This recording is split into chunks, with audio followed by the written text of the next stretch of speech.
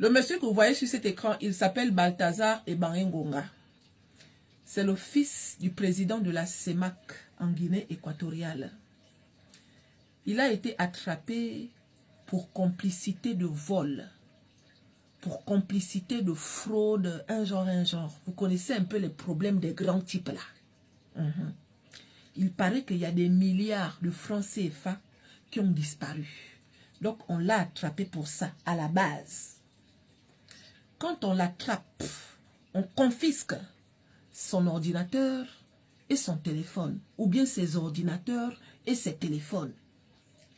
Quand on confisque ça, on veut fouiller pour avoir plus d'informations concernant l'argent qui a disparu. Étant donné que son papa, c'est le président de la CEMAC, donc on veut avoir plus de preuves. Au moment où on fouille les ordinateurs et les téléphones, les agents de sécurité sont surpris. Tout le monde commence à pleurer. Tout le monde commence à pleurer. Un par un demande pourquoi l'autre pleure. Un par un demande pourquoi l'autre pleure. Mais à chaque fois que quelqu'un tombe sur l'ordinateur, il pleure. Mais pourquoi vous pleurez? Minagisez. Quand on vient regarder, l'ordinateur de Balthazar Ebangengonga avait plus de 400 vidéos. Les 400 vidéos en question, qui est dedans? C'est les femmes de tous les agents de sécurité qui étaient là. Aïe, tu pars attraper une personne parce que tu suspectes qu'il est voleur. Sauf que dans son ordinateur, tu trouves ta femme en train de... en train de faire les bibones avec le voleur. On peut faire ça. On peut faire ça. Au fur et à mesure qu'on fouille, on constate que Balthazar Ebangengonga ne s'est pas arrêté seulement aux femmes des agents de sécurité. Il est monté plus haut. Il est allé jusqu'à la présidence là-bas. La fille du président est passée à l'abattoir. Les femmes des gouverneurs sont passées à l'abattoir. Les femmes de ses frères, de ses amis, tout le monde est passé à l'abattoir. Donc il filmait à chaque fois qu'il faisait les bibones. Il paraît que Balthazar là, élève un python en bas là-bas. Parce que ce que les gens là ont vu dans les vidéos, eux-mêmes là, ils ont commencé à avoir honte. Il paraît que le python de Balthazar arrive jusqu'au genou. Bien long, bien gros, bien veineux. Donc c'est ce qui fait que les femmes là, une fois qu'elles goûtaient, elles revenaient.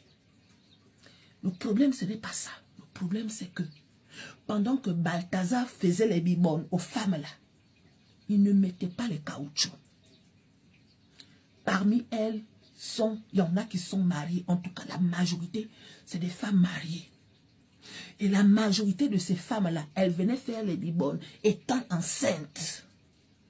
Si toi tu es enceinte et puis tu viens faire les bibones avec quelqu'un, qu'est-ce qui nous prouve que l'enfant qui est dans ton ventre est l'enfant de ton mari? Qu'est-ce qui nous prouve ça? Donc, que tous les hommes de la Guinée équatoriale qui ont attrapé leurs femmes en train de faire les bibones avec Balthazar, là, allez faire les tests de paternité. Parce qu'il y a des chances que tous vos enfants soient les enfants de Balthazar Ebangengonga.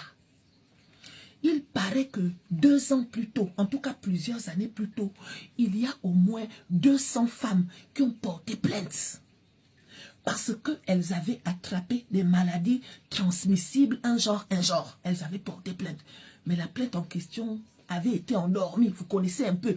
Quand tu as affaire à un grand type, vous voyez, non.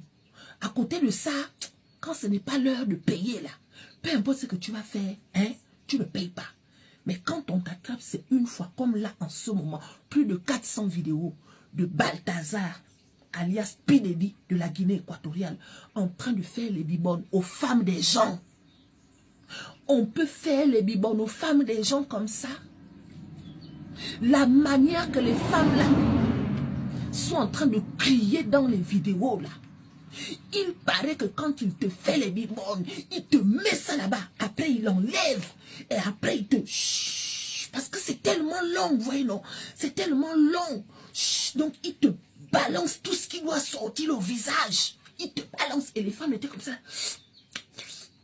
Elles étaient comme ça. Donc, imaginez un peu la position des maris des femmes là. Leurs femmes sont en train de boire la boisson chaude de Balthazar. Elles sont en train de boire ça. Il leur met ça au visage. Chut, comme ça. Chut. Elles sont en train de boire. Il y en a même dans la grossesse. Elle est enceinte. Balthazar crache sa boisson comme ça là. Chut, sur le ventre de la dame. Après, il demande à la dame de lécher. Après, il demande à la dame de lécher son calibre. Elle lèche ça. Elle met ça dans la gorge. Groupe. Non. Courage, les hommes, courage.